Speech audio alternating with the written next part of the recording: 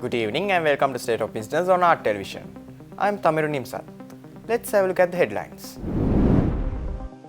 Foreign Minister Ali Sabri takes part in the 60th Munich Security Conference.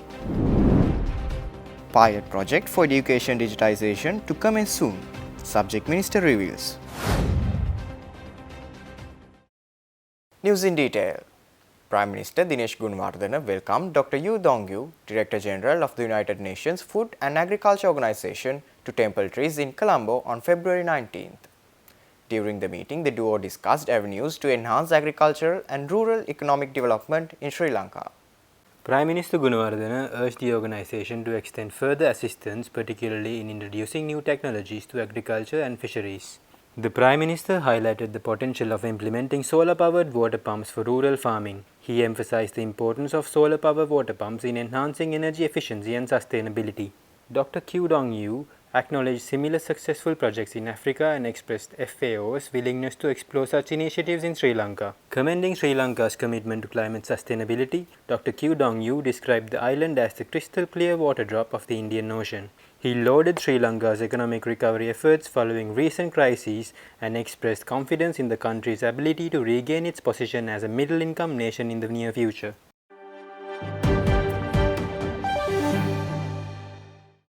Foreign Minister Ali Sabri represented Sri Lanka at the 60th edition of the Munich Security Conference held in Munich, Germany from February 16th to 18th. The conference delved into a comprehensive concept of security encompassing economic, environmental and human dimensions alongside traditional security issues. During the conference, Minister Sabri engaged in two panel discussions addressing critical themes: shoring up defences, security in the Indo-Pacific, and protecting global commons. The minister emphasized the importance of open communication channels, confidence-building measures, and continuous dialogue to foster stability and peace in the region. Joining him were distinguished panelists including officials from Germany, the United States, and China. In discussion on protecting global commons, Minister Sabri highlighted Sri Lanka's commitment to environmental protection, including its participation in COP28 and regional efforts. He underscored the need to view climate change beyond mere cost and emphasized the importance of knowledge sharing and capacity building. Notably, the minister proposed the establishment of a climate change university in Sri Lanka to address climate challenges. He also shed light on the disproportionate impact of climate change on global South countries. Apart from panel discussions, Minister Sabri held bilateral meetings with key officials on the sidelines of the conference.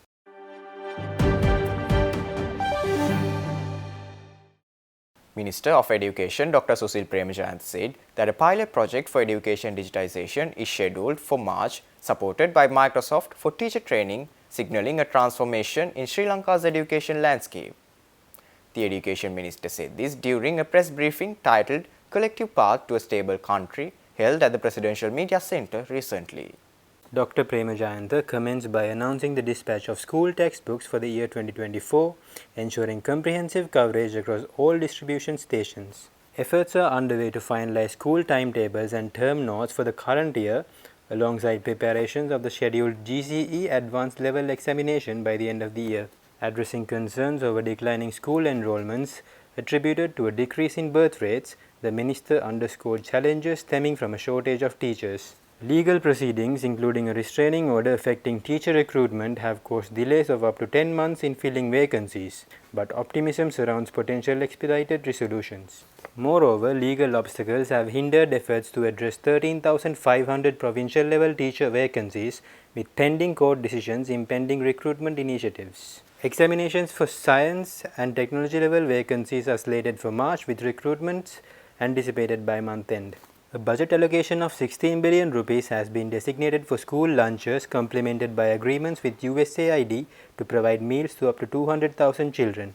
Furthermore, career and technology guidance courses across 300 centers nationwide are set to launch concurrently with the release of advanced level examination results. Stay tuned. We will return after the short commercial break.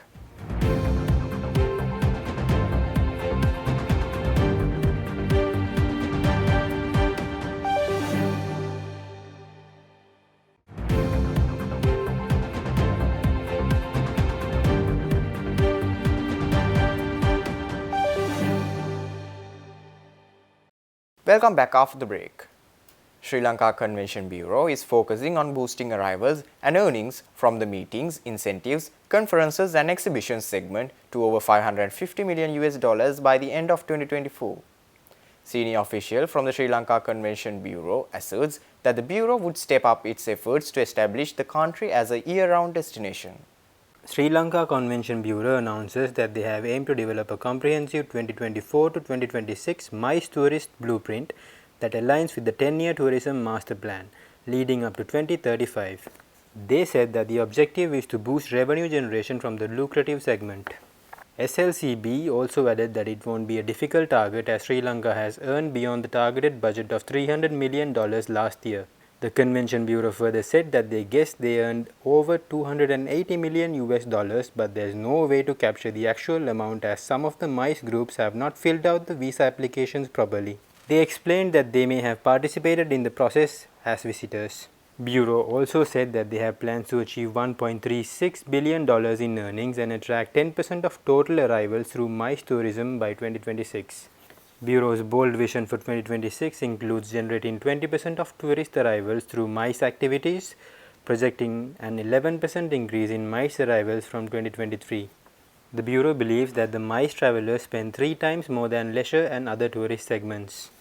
MICE tourism, being a key segment for boosting both arrivals and earnings, is currently enjoying equivalent visa rates for free independent travelers, with business visas being marginally more expensive.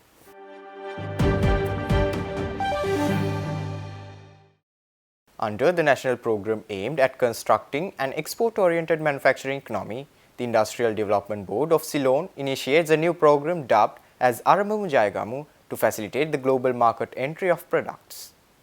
The promotional and awareness campaign for the program Arabamu Jayagamu, or rather Let's Begin and Win, was kicked off this morning at the Kurunagal Town Hall premises.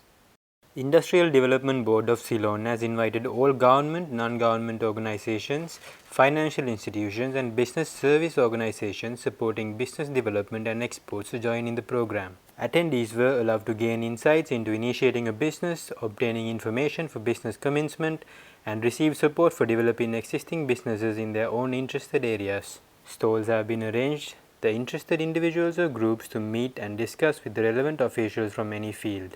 An official from the IDB said that the program would cover all the areas which commencement of a business and exporting their products for lucrative markets wherever in the world. A special attention has also been given for the export-oriented products, and industrialists have been instructed to bring samples of the product for the exhibition. The interested parties were provided solutions for their queries, and IDB also announced that any issue can be raised via the hotline of the IDB, note 33 2222 909.